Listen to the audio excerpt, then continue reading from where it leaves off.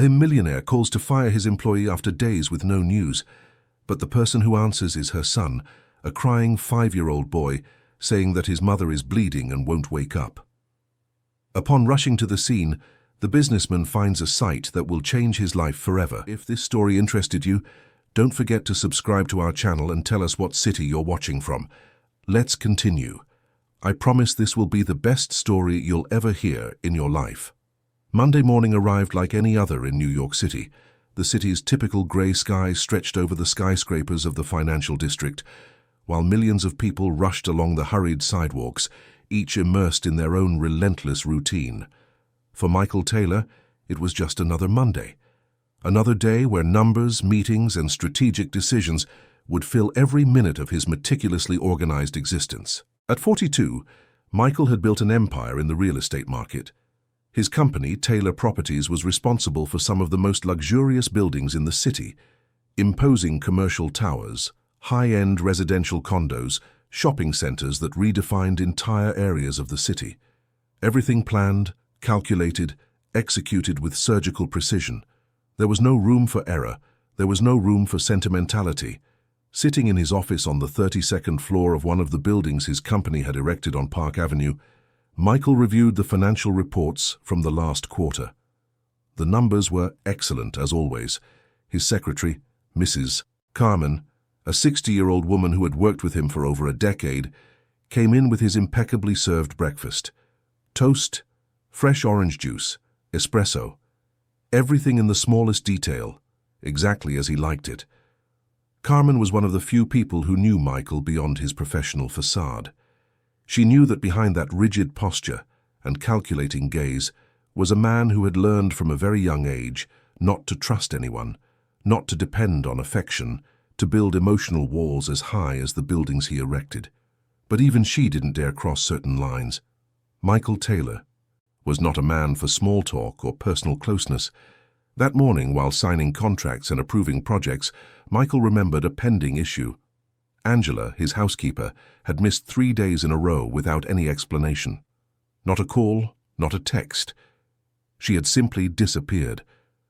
For a man who valued commitment and responsibility above all else, that was unacceptable. Angela Ferreira had worked for him for almost 2 years, a quiet, discreet woman who performed her duties efficiently. Michael barely spoke to her beyond what was strictly necessary. Good morning, good afternoon, good night. Instructions about cleaning, organization, occasional events that required special preparation in his Upper East Side penthouse. Nothing more than that. He knew practically nothing about her life. He didn't know if she had a family, where exactly she lived, what her struggles were.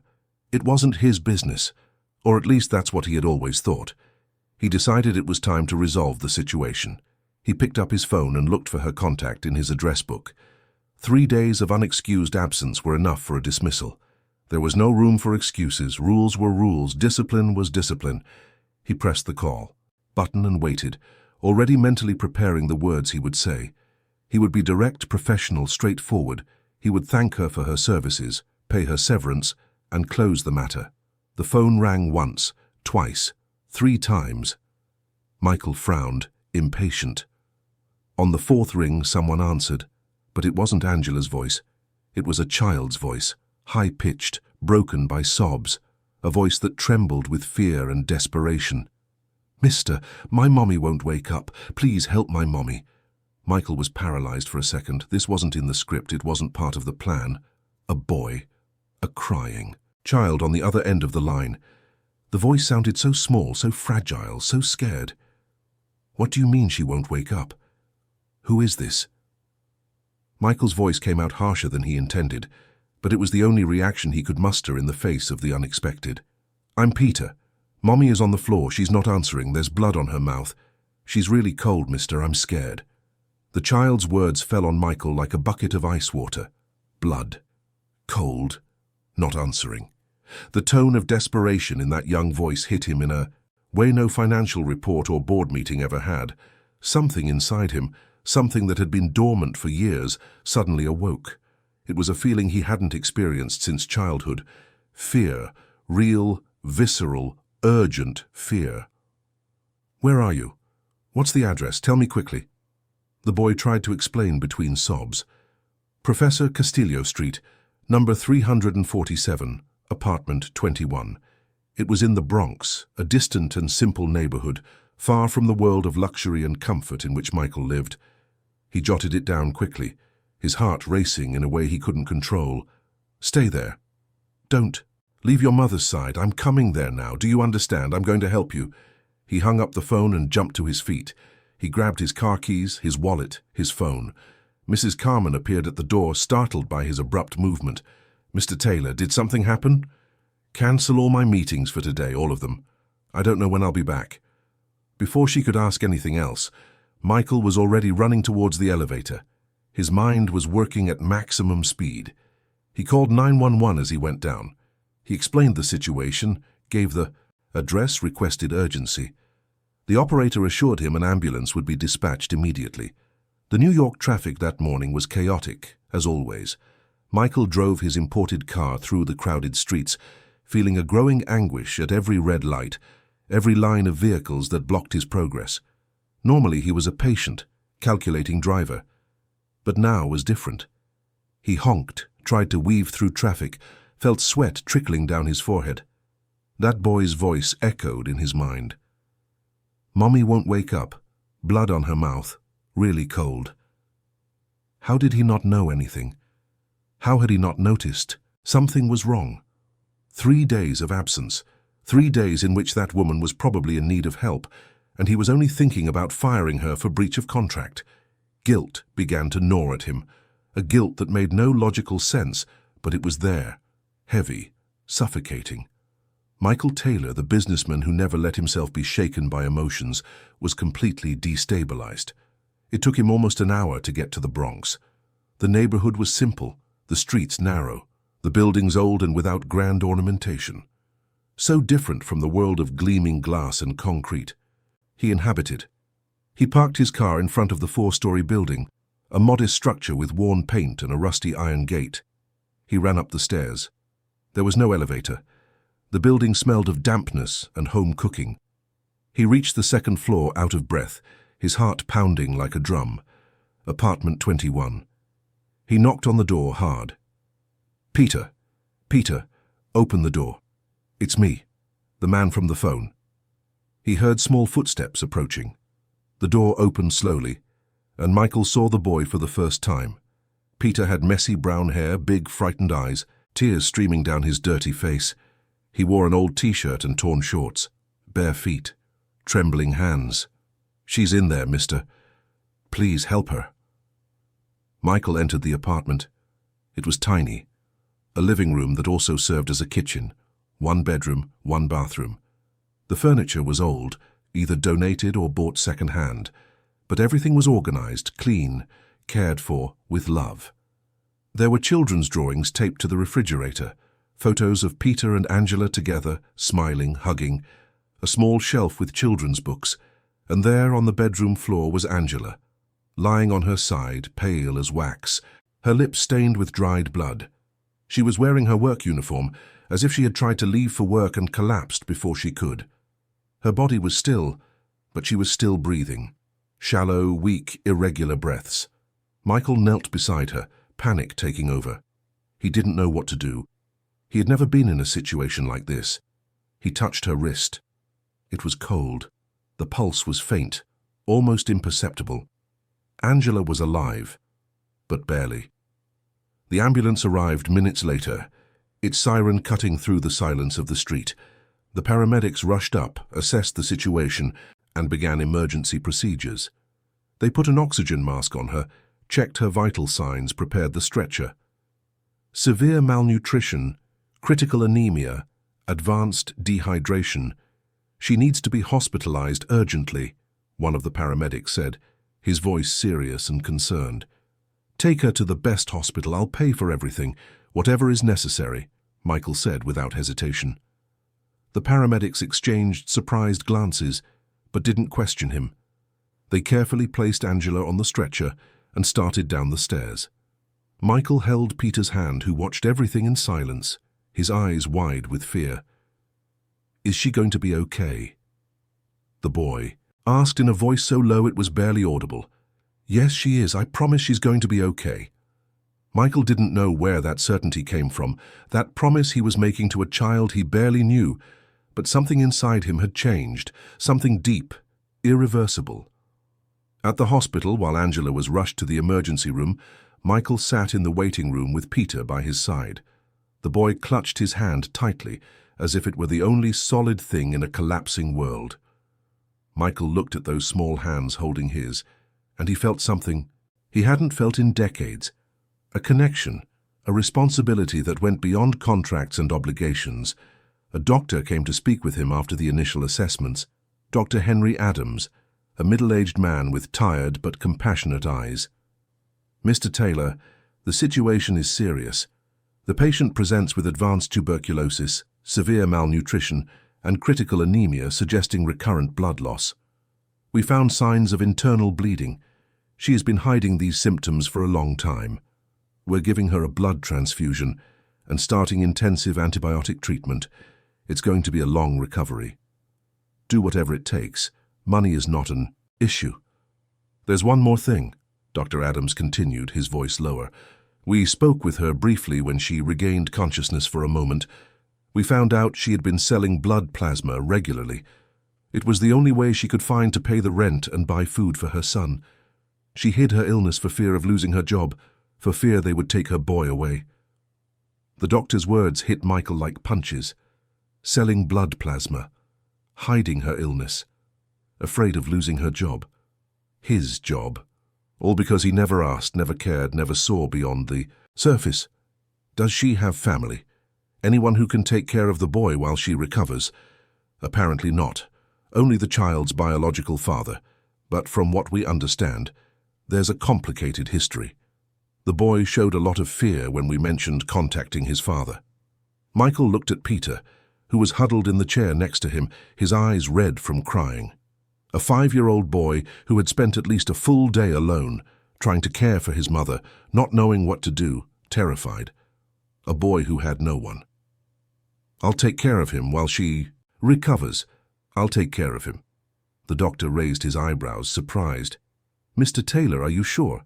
It's a huge responsibility. A child needs constant attention, special care." "I know, and I'm going to take care of him." That afternoon, Michael Taylor took Peter to his penthouse on the Upper East Side. The child entered the luxurious space as if he were stepping onto another planet. Wide eyes, open mouth, timid steps on the Italian marble floor. The apartment was enormous, with a panoramic view of the city. Minimalist and sophisticated decor, works of art on the walls, imported designer, furniture. "Wow," Peter murmured, his voice full of awe and disbelief. "Make yourself at home. This is your home now."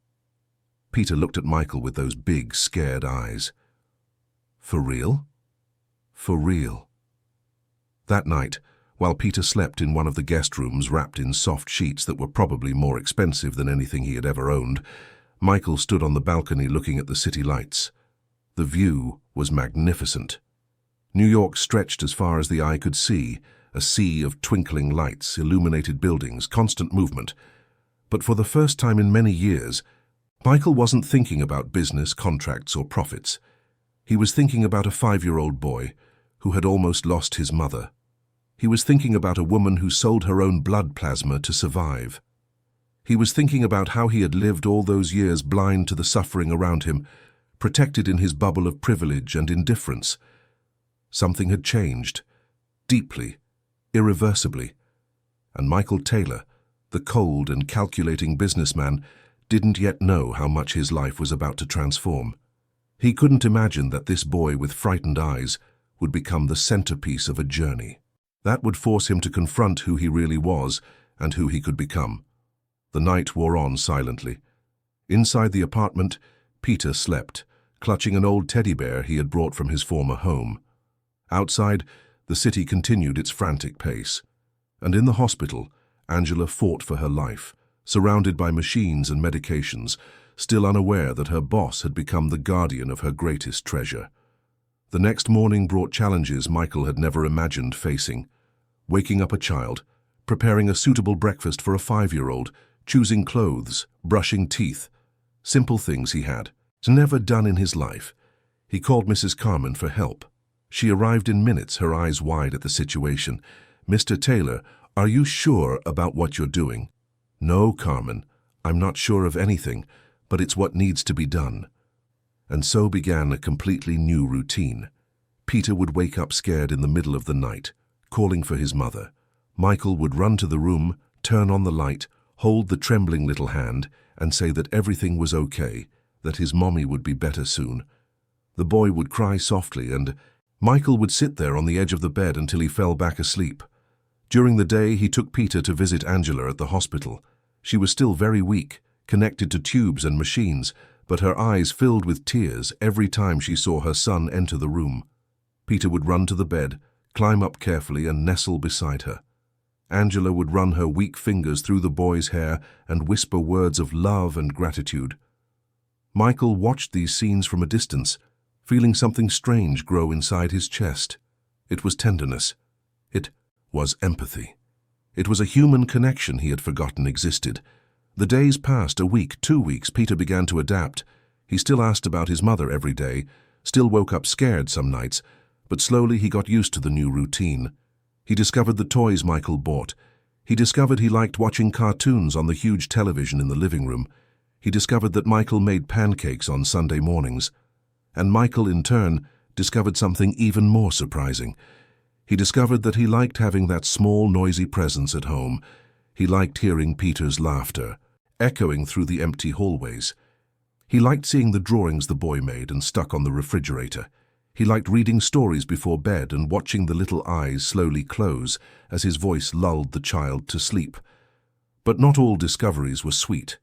Reality began to knock on the door in ways Michael hadn't expected.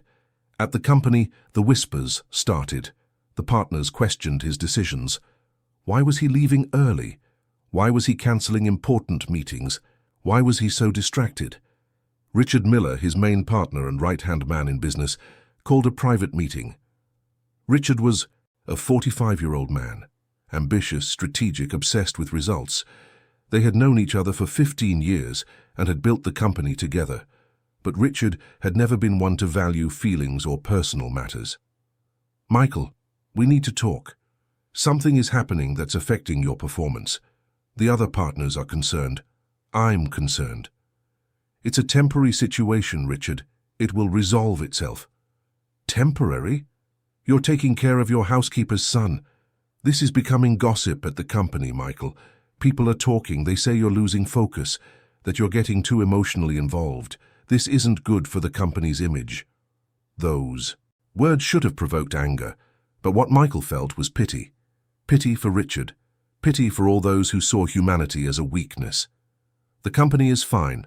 The numbers are good. And what I do with my personal life is nobody's business."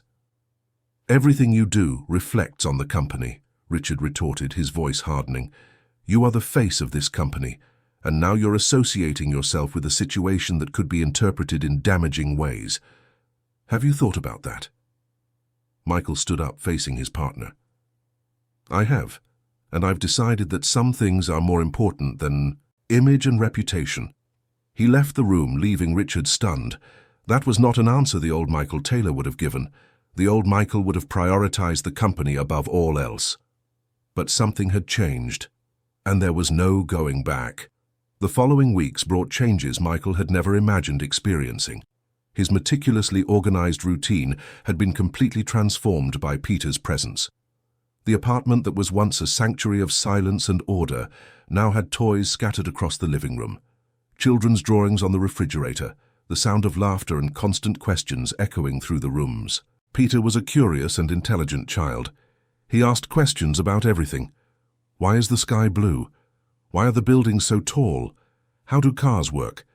Michael found himself answering with a patience he didn't know he possessed, researching answers when he couldn't explain, learning alongside the boy about a world he had always observed from a distance through bulletproof glass windows. But the adjustment wasn't easy. Peter still woke up in the middle of the night crying, calling for his mother. Michael would run to the room, turn on the rocket-shaped lamp he had bought especially for the boy, sit on the edge of the bed, and wait until the sobs subsided. He would hold that small, warm hand, whisper words of comfort, and promise that soon, very soon, his mommy would come home. At the hospital, Angela showed signs of gradual improvement. The tuberculosis treatment was working. The blood transfusions had stabilized her anemia, and she was able to stay awake for longer periods. But the doctors were clear. The recovery would be slow. Months of treatment. Absolute rest. No work or physical exertion. Every afternoon after picking Peter up from the private school where Michael had enrolled him, they would go together to visit Angela. The boy would run through the hospital corridors holding Michael's hand, his new sneakers squeaking on the polished floor. When he entered the room and saw his mother, his little face would light up in a way that made Michael's heart ache. "Mommy, look, today I learned to write my whole name. Want to see?" Angela would smile, her eyes full of tears. "I do, my love. Show Mommy." And Peter would show, proud of the crooked letters written in a new notebook.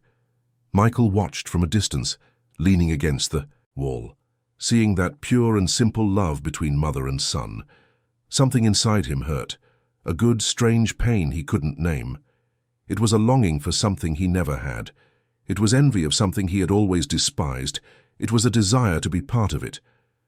"Mr. Taylor," Angela would call him with her still weak voice, "could you come closer, please?"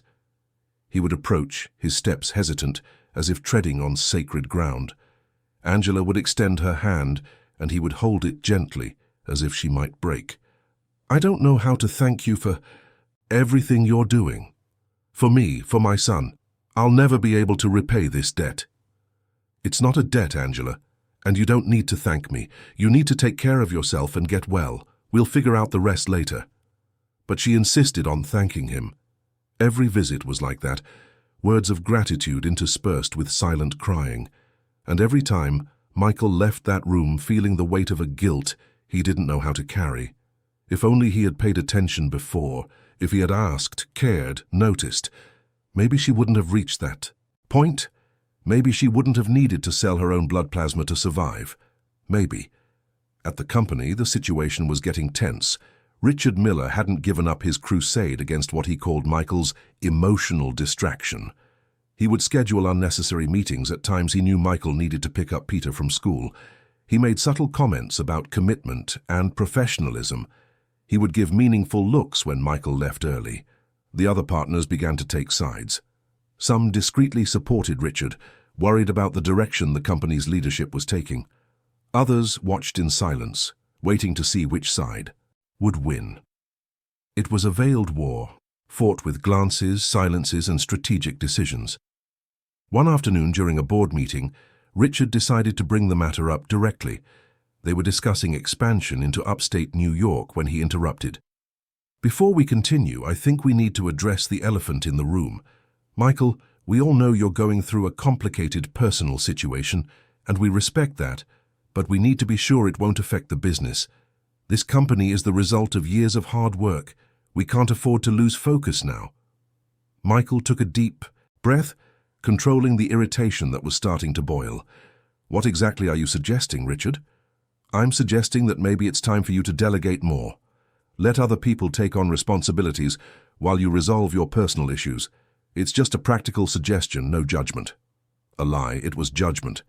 It was an attempt to weaken him, to undermine his authority.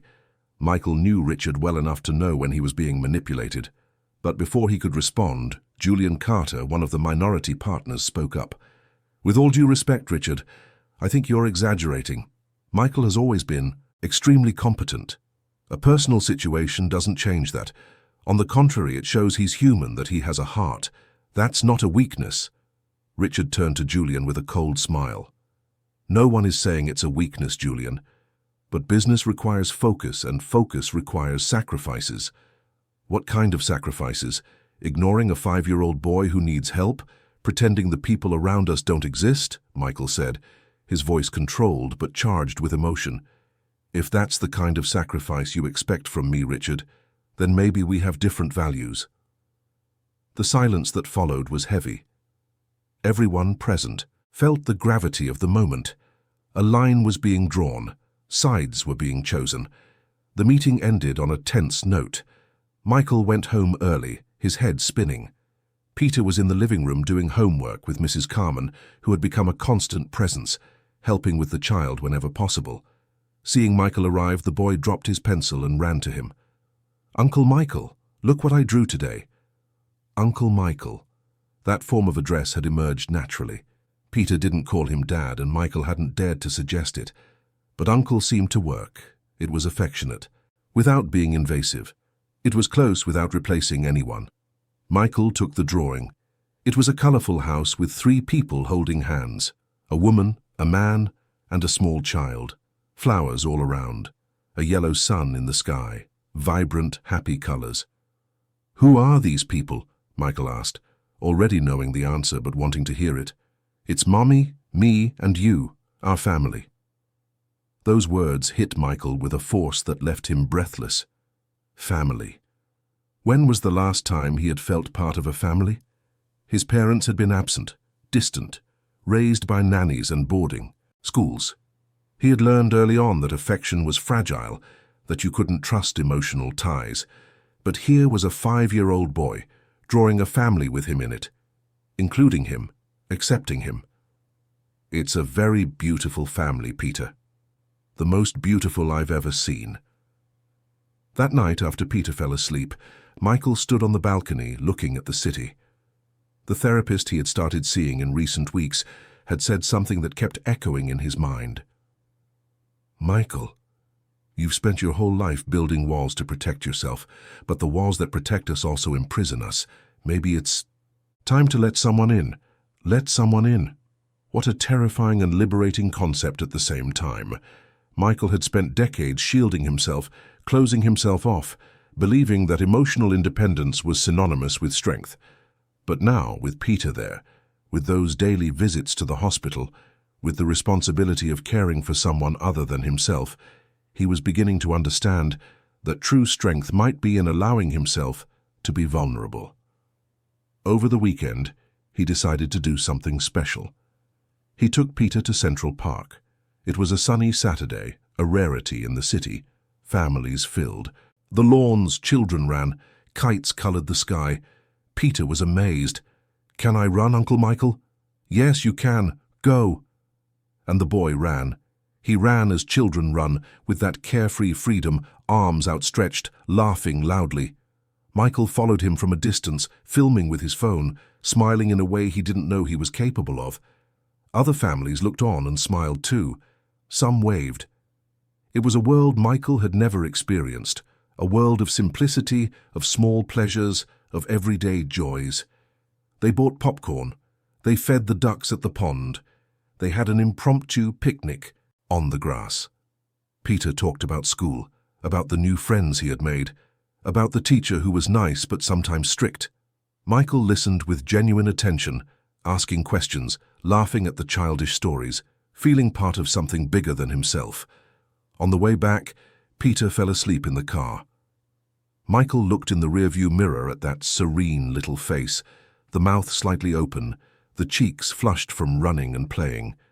Something inside him warmed, a feeling it took him a while to identify. It was love, pure, simple, unconditional love. He was growing attached to this child in a way he had never imagined possible. But with love came fear. Fear that this was temporary. Fear that Angela would recover and take Peter away. Fear of losing this presence that had given new meaning to his existence. Was it selfish to think that way? Probably. But it was real, devastatingly real. The following week, something unexpected happened. Michael was at the office when he received a call from the hospital. It was the social worker responsible for Angela's case, Dr. Beatrice Moore, a woman with a firm but gentle voice. "Mr. Taylor, we need to discuss a delicate situation. Peter's biological father showed up here at the hospital. He's demanding to see his son." Michael's heart pounded. "Who?" "Roderick Adams, Angela's ex-partner. He claimed to have rights over the child and is threatening legal action if we don't allow contact." "Does Angela know about this?" "Yes, she had an anxiety attack when she found out. We had to sedate her." "Mr. Taylor, according to our records and the patient's own reports, there is a history of abusive behavior from this man. She obtained a protective order 2 years ago, but it has expired. Legally, he has the right to try to establish contact with his son. Over my dead body. The words came out before Michael could filter them. The fury he felt was visceral, protective, fierce. The idea of someone hurting Peter, of someone scaring this child who was finally starting to smile again, was unacceptable. Mr. Taylor, I understand your concern, but we must act within the law. What I can do is schedule a meeting with you, Angela, and our legal department to discuss the options. When can this meeting be? Tomorrow at 10 in the morning. I'll be there. Michael hung up, the phone with shaking hands. He grabbed his jacket and left the office without telling anyone. He drove to the hospital, his thoughts racing, fear and anger competing for space. Roderick Adams, the biological father. A man Angela feared. A man Peter refused to mention. He found Angela awake but visibly shaken. Her eyes were red, her hands were trembling. Seeing Michael, she started to cry. He can't take my son. Please, Mr. Taylor. He'll hurt my boy. Roderick is dangerous. He drinks, he gets violent. That's why I ran away from him. That's why I've been living in hiding. He can't take my Peter. Michael held her hands, his voice firm. He's not going to take him, I promise. We will find a way to protect Peter. Trust me. But how? He's the father. The law is on his side. The law protects the best interest of the child, and Peter's best interest is not being with someone who hurts him. We will fight, and we will win. That night, Michael barely slept. He researched family law, child custody, protective orders. He called his lawyers, even though it was the middle of the night. He explained the situation, demanded urgency. He wanted to be prepared. He wanted to have every possible weapon. The next morning, he arrived at the hospital before 10. The social worker, Dr. Moore, was waiting for him in a meeting room, along with 2 hospital lawyers. Angela was there too, in a wheelchair, still weak but determined. The meeting began with technical explanations. Parental rights, joint custody, protective orders, the process of terminating parental rights. It all sounded complicated, bureaucratic, time-consuming, but there was a path. Difficult, long, but possible. If we can prove that the father poses a danger to the child, we can request a temporary suspension of his rights while the case is evaluated, one of the lawyers explained. And if Ms. Ferreira agrees, Mr. Taylor can apply for temporary legal guardianship of Peter while she recovers. Michael looked at Angela. She looked back at him, her eyes full of tears but also hope. I trust you. If you want to take care of my son, if you want to protect him, I accept. I give my authorization. Do whatever it takes to keep my boy safe. I'll do more than that. I'll give him everything you always wanted to give him, and couldn't. Education, security, opportunities. But you will continue to be his mother, Angela. Always. That doesn't change.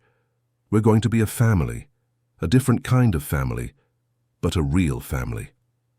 The words came out naturally, honestly. Michael realized he wasn't just making empty promises. He was expressing a deep desire that had grown within him over the past weeks. He wanted to be part of that family. He wanted to protect that boy. He wanted to offer Angela the dignity she deserved. The meeting ended with practical steps, documents to be prepared, hearings to be scheduled, evidence to be collected. It would be a battle. But Michael was ready to fight. When he left the hospital, his phone rang. It was Richard. Michael, where are you? We have an important meeting with Japanese investors in half an hour. You can't miss it. I can't make it, Richard. I'm dealing with something urgent. More urgent than closing a $50 million deal? Yes, much more urgent. And he hung up. For the first time in his life, Michael Taylor put something above business, and he didn't feel guilt. He felt relief. He felt that he was finally making the right choices, the choices that truly mattered. That afternoon when he picked Peter up from school, the boy noticed something was different. Uncle Michael, are you okay? You look worried. I'm fine. Just thinking about some important things. Things about Mommy? About you and about us.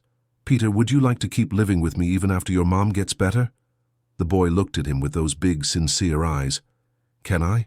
For real? You can, if you want to. And your mom will live nearby too. We'll be a family our own way. Peter hugged Michael tightly. The kind of tight hug only children can give. A hug that conveyed gratitude, affection, trust. And Michael hugged him back, his eyes stinging, his heart overflowing with an emotion he couldn't name, but finally understood as the most important of all. Love. Simple as that. Love that transforms. Love that heals. Love that rebuilds shattered lives and creates families where there was once only loneliness. The first time Michael saw Roderick Adams was on a rainy Thursday afternoon, 3 days after the hospital meeting. He was leaving his company's building when a man appeared in front of him, blocking his path. He was tall, thin, with bloodshot eyes and breath that reeked of alcohol even at that time of day. His clothes were dirty, wrinkled. He had a look of barely disguised rage. "You're the rich businessman playing daddy to my son." The voice was rough, loaded with irony and aggression. Michael felt the blood run cold in his veins, but he maintained an erect posture, a firm gaze. Building security was already approaching, alert to the situation. "If you are Roderick Adams, then yes, I'm the one taking care of Peter while his mother recovers." "Taking care of him?" Roderick gave a bitter laugh. "You think you can buy my son with your money? You think you can replace his father?" "No one is trying to replace anyone. I'm just ensuring a child has what he needs. Something you never did." Roderick's face contorted with rage. "You don't know anything about me. You don't know what I've been through, what I've lived. That woman took my son from me, disappeared without an explanation, and now you show up, full of money, wanting to play happy family." The security guards positioned themselves beside Michael, ready to intervene. But Michael raised a hand, asking them to wait. He looked intently at Roderick and saw something beyond the anger. He saw a broken, lost man consumed by addiction and regret, but that didn't change the fact that he was a danger to Peter. "Roderick, I know this must be difficult for you, but Peter needs stability. He needs security. And you are not in a position to offer that right now. If you really care about your son, you'll want what's best for him, even if what's best isn't you." "Don't you lecture me. You're just a stuck-up rich guy who thinks he can solve everything with money." Roderick took a step forward, but the guards restrained him. "I'm going to get my son. I have my rights, and no one is going to stop me. If you try to approach Peter without a court order, you will regret it. We are filing for a protective order. We have proof of your history. Don't force a situation you won't win." "We'll see who won't win," Roderick yelled as he was led away by security. "My son is mine, and I'm going to get him." Michael watched Roderick being taken away, his heart pounding. This was just the beginning. He knew the battle would be ugly, long, and draining, but there was no choice. Peter had to be protected, at any cost. That night, he told Peter nothing about the encounter. He didn't want to scare him, but the boy was perceptive. He noticed something was wrong. During dinner, he was quiet, picking at his food without eating much. "Uncle Michael, did Daddy show up?" The question hit Michael like a punch. How did he know? Did he see? Did someone tell him? "Why do you ask that?" "I dreamed about him last night. He was yelling, he was angry, I was scared." Michael knelt beside Peter's chair at the boy's eye level. "Peter, I need you to trust me. Your father is not going to hurt you. I won't let him. Do you understand? I will protect you." Peter's eyes filled with tears. "But what if he takes me? What if he makes me go with him? I don't want to, Uncle Michael. I want to stay with you and Mommy. I want to stay here." "And you will stay. I promise." He hugged the boy tightly, feeling the small body tremble against his. This reinforced Michael's determination. It didn't matter what he had to do, how many lawyers he had to hire, how many judges he had to convince. Peter would not be handed over to a violent and unstable man. In the following days, the legal battle officially began.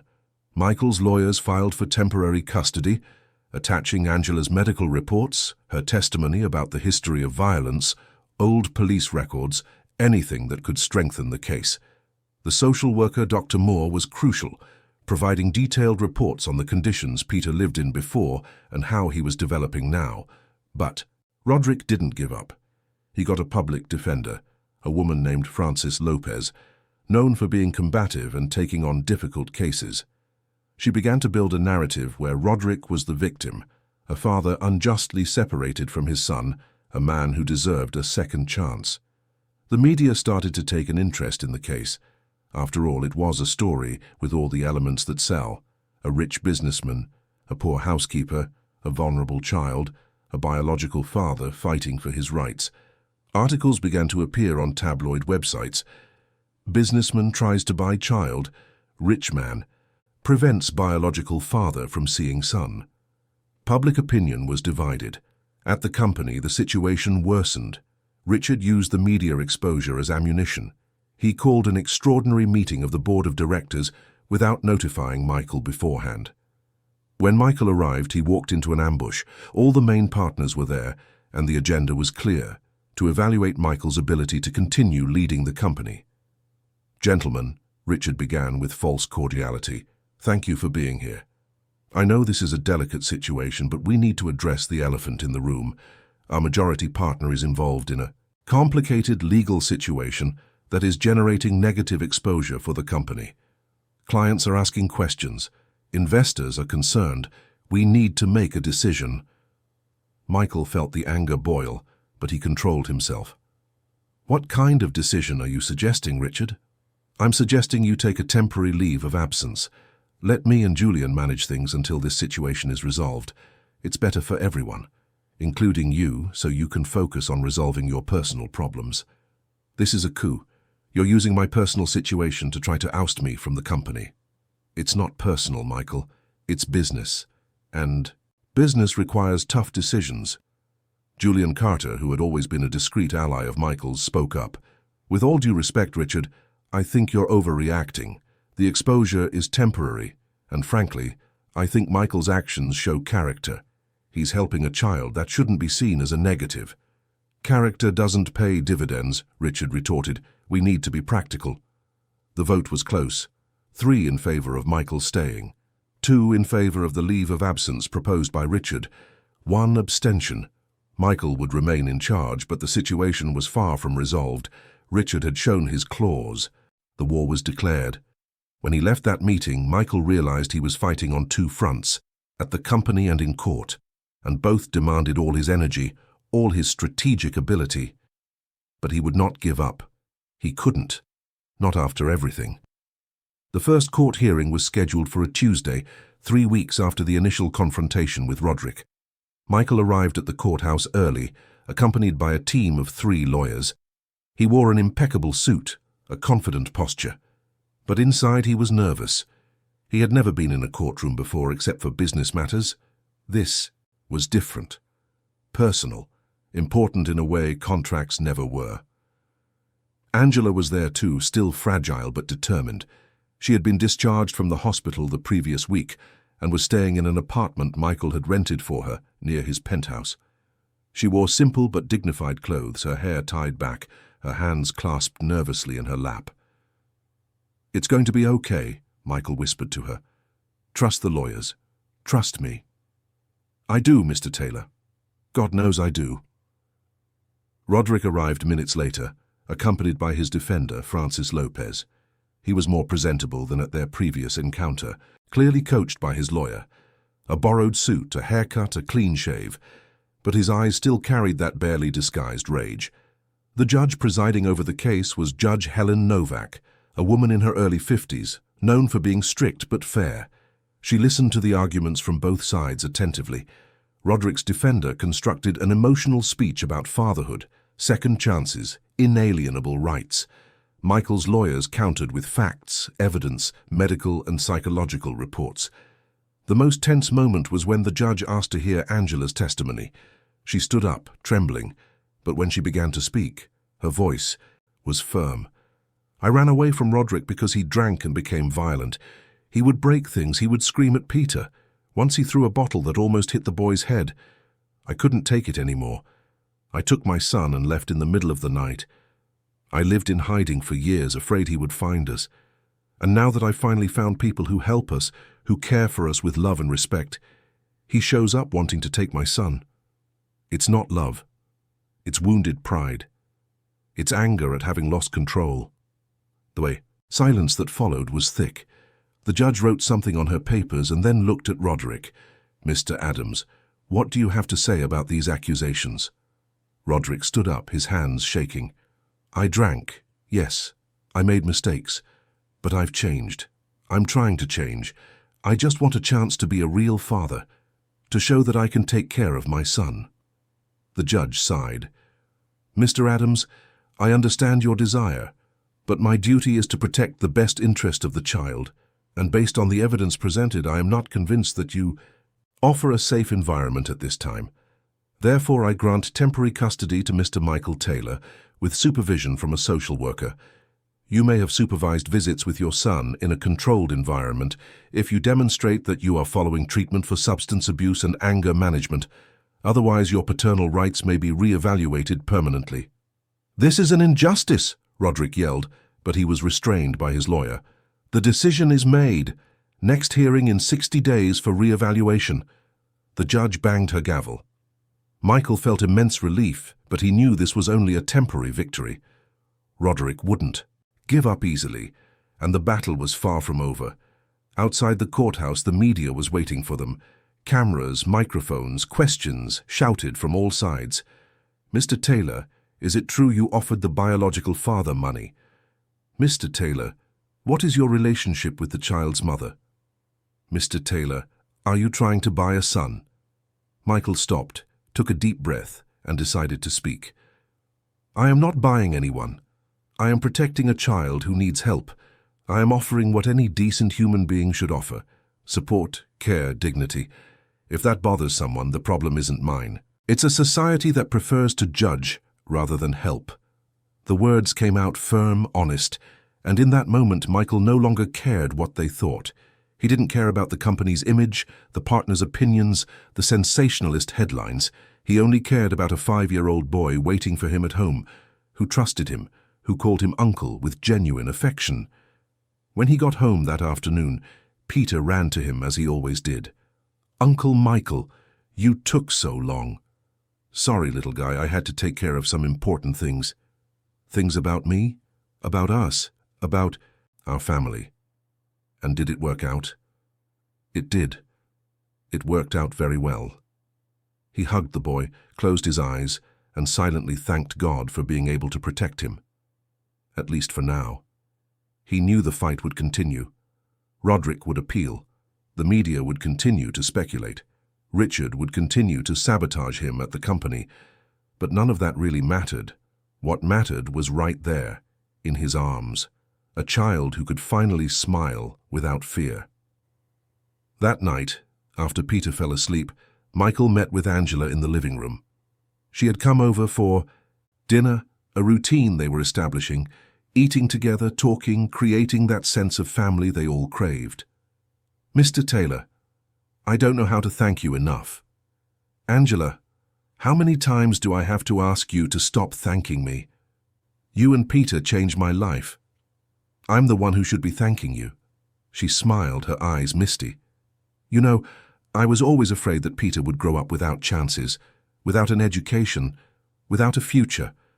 I worked myself nearly to death trying to give him the bare minimum, and even that wasn't enough. But now seeing him happy, safe, with opportunities I could never offer, I feel it was all worth it. Every sacrifice was worth it. He will have everything. I guarantee it. Education, opportunities, love. And you will be here to see it, to be a part of it. Because you are his mother, Angela, and you always will be. And you, what are you to him?" The question caught Michael off guard. What was he? Uncle, guardian, protector. The words seemed insufficient to describe what he felt, the paternal love that had grown inside him, the deep desire to be called Dad. I'm whatever he needs me to be, and I will be here, always. I think you're more than you imagine, more than even you know yet." Angela stood up, gently touched Michael's shoulder, and went back to her apartment. Michael was left alone in the living room, the city lights twinkling on the other side of the windows. He thought about the journey that had begun with a simple phone call, a call that should have ended in a firing, but instead completely transformed his life.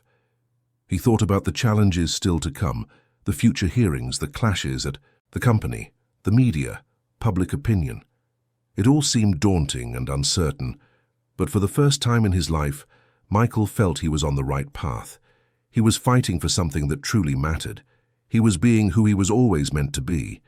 And when he looked down the hallway to where Peter's room was, where the boy slept peacefully and safely, Michael knew he would do it all over again.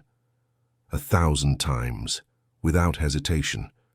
Because some battles are worth every wound. Some people are worth every sacrifice, and some families are not born of blood, but of the love we choose to cultivate. The months following the first hearing were a time of profound transformation. Michael learned that raising a child was neither a simple nor a linear task. Peter had good days and difficult days. There were moments when he laughed freely, played with joy, and showed all the innocence expected of a 5-year-old. But there were also nights when he would wake up screaming, saying he had dreamed of his biological father, of scenes of violence that his young mind was trying to process. On those nights, Michael would drop everything and run to the room. He would turn on the light, sit on the bed, and hug the boy until the trembling stopped. He would talk softly, tell made-up stories about brave superheroes, about boys who conquered their fears. He would stay there sometimes until dawn, just making sure Peter knew he wasn't alone. The child therapy recommended by the psychologist was helping. Dr. Patricia Oliver, a psychologist specializing in childhood trauma, worked with Peter twice a week. She used games, drawings, and playful stories to help him process the confusing emotions he carried. And slowly, week after week, Peter began to open up, to talk about his fears, to express the anger he felt toward his father, to verbalize the love he had for his mother and for Uncle Michael. At the company, the war with Richard continued. He hadn't given up trying to undermine Michael's authority. He used every opportunity to question decisions, to sow doubt among the other partners, to insinuate that the company was losing its way because of the majority partner's personal distractions. But something interesting was happening. Clients and business partners who followed the case in the news began to speak out. Some called Michael directly, expressing support. Others sent messages praising his actions. A group of New York businessmen even organized a dinner in his honor, celebrating social responsibility and humanity in business. The narrative was changing. What the tabloid media had tried to paint as a scandal, many people saw as an example. Michael was proving that business success and human compassion were not incompatible, that it was possible to build an empire and still have the heart to help those in need. Richard realized he was losing the battle. At the quarterly results meeting, when the numbers were presented, it was clear that the company had not only maintained its performance, but had even improved in some indicators. Michael had delegated more, yes, but he had delegated intelligently. He had assembled a strong team, defined clear processes, and the machine was running perfectly. "Still think I'm losing focus, Richard?" Michael asked at the end of the presentation, his tone polite but firm. Richard didn't answer. He just nodded stiffly and left the room. Julian Carter stayed behind and shook Michael's hand. "You're doing the right thing, my friend, never doubt it." The supervised visits between Roderick and Peter began as ordered by the court. They took place in a special room at the courthouse with a social worker present. Michael would take Peter, wait outside, his stomach churning with anxiety. The first visits were tense. Peter would enter the room with visible fear, clinging to Michael's hand until the last second. Roderick tried to talk, offered toys, but the boy barely responded. He would sit huddled in his chair, looking at the clock, counting the minutes until he could leave. Over time, the visits became slightly less uncomfortable. Roderick, under the guidance of his defender and a therapist he had started seeing, tried a different approach. He talked less about the past and more about the present. He asked about school, about the cartoons Peter liked to watch, about the friends he had made. But there was never a real reconnection. Peter was polite, answered when asked, but there was no affection. There wasn't that sparkle in his eyes that appeared when he saw Michael or Angela. And everyone involved knew that these visits were more of a procedural compliance than a genuine reunion. A decisive moment occurred 6 months after the first hearing. It was a Saturday afternoon, and Michael had organized A surprise party for Peter's birthday. 6 years old. The apartment was decorated with colorful balloons, there was a huge superhero-themed cake, and presents were piled on a table. They invited some school friends, Mrs. Carmen, Dr. Moore, and the psychologist Patricia. Angela was there, helping to organize everything, smiling in a way Michael had never seen her smile before. When Peter arrived from a friend's house where he had spent the afternoon and saw the surprise, his little face lit up in an indescribable way. He ran around the room hugging everyone, laughing, jumping, completely happy. It was pure, innocent, well-deserved happiness. In the middle of the party, Peter asked for silence. He stood on a chair holding a drawing he had made at school. "I want to say something. This has been the best year of my life. I thought my life was always going to be hard. But then Uncle Michael showed up, and everything changed. I have a good home, I have food, I have school, I have friends, I have my mummy back, and I have my uncle. I love you guys. Thank you for saving me." The silence that followed was thick with emotion. Angela was crying openly. Mrs. Carmen was cleaning her glasses to hide her tears, and Michael, who had never cried in public in his adult life, felt his eyes sting. He lifted the boy off the chair and hugged him tightly. "You're the one who saved me, little guy. You taught me how to really live." That night, after everyone had left and Peter had finally fallen asleep, exhausted from so much joy, Michael and Angela talked on the balcony. She was different, recovered, healthy, with a sparkle in her eyes that hadn't been there before. She had found a decent job at a cleaning company Michael had helped her find, with a fair salary and full benefits. "Mr. Taylor, I need to tell you something important." "Tell me, Angela." "Anything." She took a deep breath. "I've been thinking a lot. About Peter, about his future, about what's best for my son, and I've come to a conclusion that breaks my heart, but I know is right." Michael felt a knot of fear tighten in his chest. "What is it?"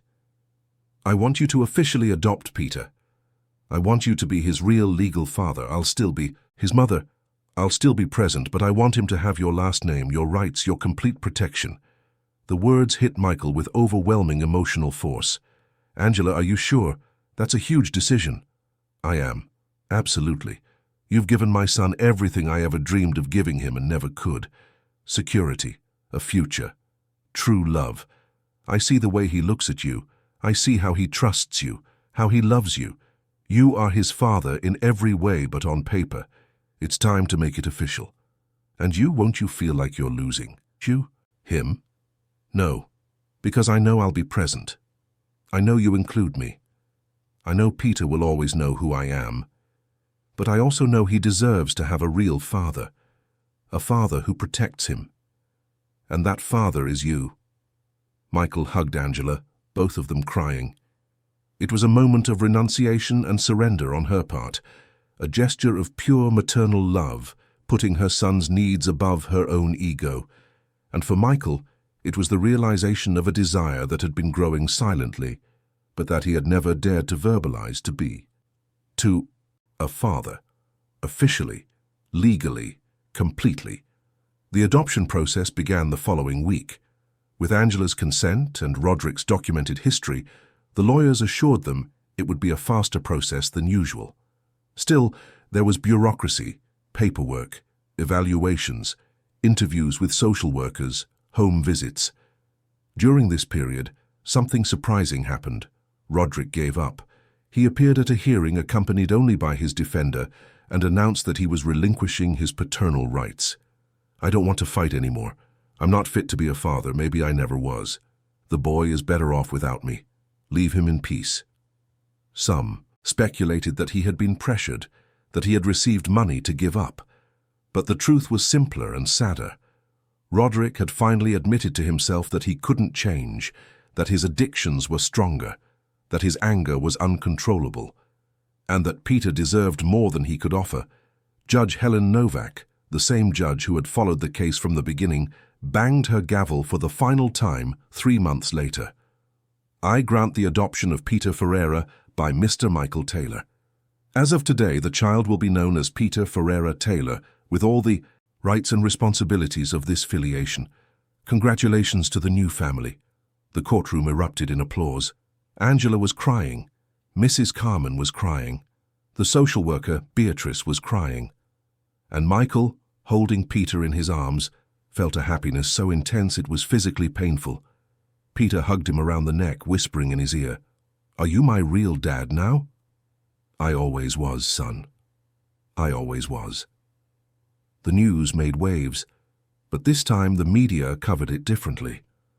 Businessman adopts former employee's son in gesture of humanity. Story of overcoming and love transforms lives in New York. The narrative had completely changed. Michael Taylor was no longer the rich guy trying to buy a child. He was a man who had opened his heart and his life to make a real difference. At the company, even Richard had to admit defeat. In a private meeting months after the adoption, he approached Michael. "I was wrong about you, about your priorities. I thought I was losing the business partner I knew, but in fact, you became someone better, someone whole, and I apologize for not seeing it sooner." Michael shook his partner's hand. "We all have our journeys, Richard. Mine passed through a 5-year-old boy who taught me what really matters. I hope you find yours too." Life settled into a new normal. Peter grew up happy, safe, surrounded by love. He went to a good school, had swimming, judo, and English lessons. But more important than all that, he had a family. Dinners with Angela became a tradition. She remained a constant presence, visiting often, participating in decisions about her son. But there was respect and clarity in their roles. Michael was the father, she was the mother, and together they formed something unique, functional, and full of love. 1 year after the adoption, Michael was on his penthouse balcony, as he often was on nights of reflection. But this time, he wasn't alone. Peter was beside him, sitting on his lap, looking at the city lights. "Dad, do you think I'll be important when I grow up?" The question, so innocent and profound at the same time, made Michael smile. "You're already important, Peter. To me, to your mom, to everyone who knows you. But I know what you're asking. And yes, I'm sure you're going to do amazing things, because you have a good heart. And people with good hearts change the world. I want to help other kids like you helped me. Then you will. I'll be here to support you in whatever you want to do." Peter snuggled closer, yawning. "I love you, Dad. I love you too, son. More than words can say." In that moment, holding his son in his arms, looking at the city that had always been his professional battlefield, but was now also his family's home, Michael reflected on the impossible journey he had lived. It had all started with a phone call that was supposed to result in firing. A call interrupted by the frightened voice of a child asking for help, and from that call, a complete transformation was born. Michael had ceased to be the cold businessman who saw people as numbers. He had become a father. He had become human in the deepest sense of the word. He had learned that true success isn't measured in bank figures or buildings constructed, but in lives touched, in love shared, in a family cultivated. Angela, who had arrived for dinner, appeared on the balcony.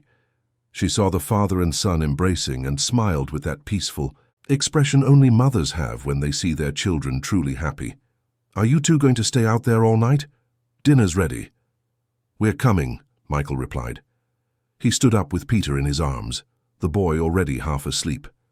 They went inside together, the three of them, to have dinner as they did every week, an unconventional family, born of unlikely circumstances, but real in every way that mattered. During dinner, they talked about their day. Peter told them about school, about a new friend he'd made, about a drawing his teacher had praised. Angela talked about work, about the promotion she'd received, about how she finally felt stable and secure. Michael shared news from the company, but always lightly, always putting that family moment above any professional concern. After Angela left and Peter finally fell asleep, Michael stayed in the boy's room for a few minutes, just watching him. The serene face, the hands open beside his head, the quiet breathing. There was the living proof that love transforms, that a simple act of humanity can save not just one life, but several at the same time. Because Peter had saved Michael as much as Michael had saved Peter. He had taught him to feel, to care, to love without fear, to be vulnerable and find strength in that vulnerability. He had transformed a calculating businessman into a devoted father. He had shown that the walls we build to protect ourselves often only imprison us in loneliness. In the months that followed, life continued with its challenges and joys. Peter had his first school recital, where he sang off-key but with contagious enthusiasm. He won his first trophy in a swimming competition, and Michael cried with pride in the stands. He had his first fight with a classmate and learned about forgiveness and reconciliation. Angela met someone, a good, hard-working man who treated her with the respect and affection she had always deserved. She came nervously to tell Michael, afraid he would think she was abandoning Peter, but Michael just smiled and said she deserved all the happiness in the world, that having someone special in her life wouldn't change anything in her relationship with her son. The company continued to grow. New projects, new partnerships, new successes. Richard, surprisingly, had become a respectful ally, recognizing that Michael's leadership was stronger than ever precisely because it now had balance. He had something to live for beyond work. 2 years after the adoption, on a Sunday afternoon, Michael and Peter were in Central Park, the same park where they had gone on that first transformative outing. Peter was running with a kite, laughing, trying to get it to fly. Michael followed from a distance, filming, smiling, living that simple but perfect moment. An older man sitting on a nearby bench watched the scene and commented, "Your son is very happy. You can see it." Michael sat down next to him. "He is, and so am I. He taught me what really matters in life. And what's that? To love without reservation, to care without expecting anything in return, to be present, to be human." The man nodded, smiling. "Wise words. You're a good father. I'm learning every day." The conversation ended there, but the words lingered. "You're a good father." Michael repeated them mentally as he watched Peter finally get the kite to soar high, his eyes shining with joy, his celebratory shouts echoing through the park. That night at bedtime, Peter asked Michael to tell the story of how they met again. He loved that story. He asked to hear it at least once a week. And Michael would tell it, always moved, always grateful for every detail of that improbable journey. "Tell it from the beginning, Dad, from the phone call." And Michael would tell it. About that morning in New York, about the call that changed everything, about the crying boy on the other end of the line asking for help, about how he had rushed to a humble apartment and found a family in need of rescue, about how he had decided to help, not knowing that he was the one who actually needed saving. Peter would listen intently, even though he already knew every word. And when Michael finished, he would always ask the same question. "And do you regret it?"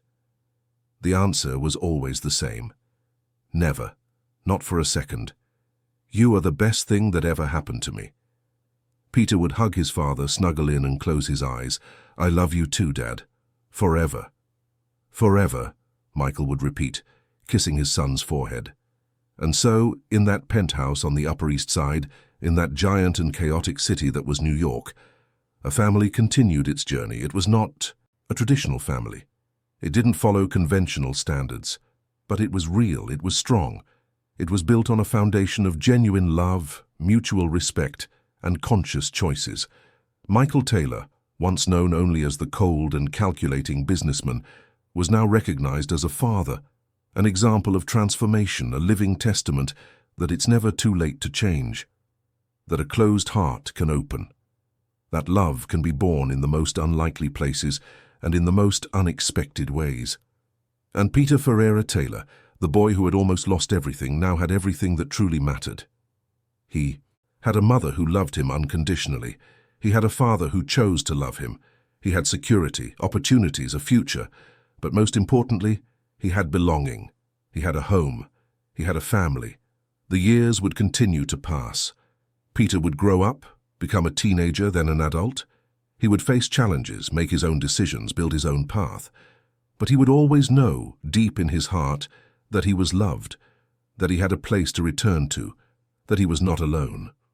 And Michael would grow old alongside his son, watching every achievement, supporting him through every difficulty, proud of every step. He would continue to be a successful businessman, But he would always be, first and foremost, a father, because he had discovered that this was his true calling, his greatest accomplishment, his most important legacy. The story that began with a phone call intended for a dismissal now ended, years later, with a solid and happy family. A story of transformation, redemption, and love. A story that proved that sometimes fate puts us in unexpected situations, not to punish us but to save us, to show us who we really are and who we can become. And when Michael looked back to that Monday morning when he answered a call that would change everything, he felt only gratitude. Gratitude for having rushed to that apartment, for having helped, for having opened his heart, for having allowed a scared little boy and a desperate mother to enter his life and transform it completely. Because in the end, we all need to be saved. We all need to learn to love. And sometimes, salvation comes in the most unlikely way, through the frightened voice of a child asking for help on the other end of the line. End of story. Dear listeners, we hope the story of Michael, Peter, and Angela has deeply touched your heart. If you were moved by this journey of transformation and love, please leave a like, subscribe to the channel, and tell us in the comments which moment marked you the most. Every day we bring intense stories like this one, which reveal the deepest and truest side of the human soul, stories that make us reflect on the power of love and compassion. We look forward to seeing you in the next episode.